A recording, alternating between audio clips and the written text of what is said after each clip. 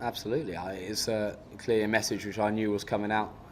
We chatted at the end of that game, and I think it's a very fair thing. When clearly as a part of the leadership group, alongside Trevor and a couple of coaches, we sat down at the end of that Mahali game, and discussed how we wanted to play and what we felt as if had kind of happened from our first game, where we scored at 3.5 runs and over at Rajkot and played really well. And we do have to take that second innings out of Isaac out of it, where we played that way.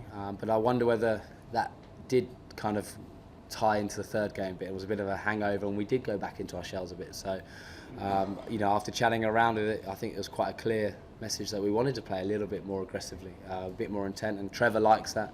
One of the messages I remember in his first ever game was at Cardiff.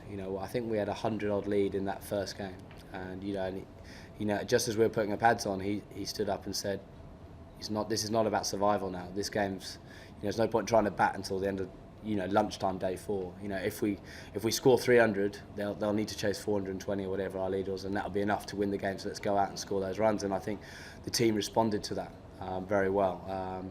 And he was absolutely right. So I think as a group of players, leadership, when we chatted about it, that Rajkot was our blueprint. We played really well there, and we might have just slipped off a little bit in terms of that intent.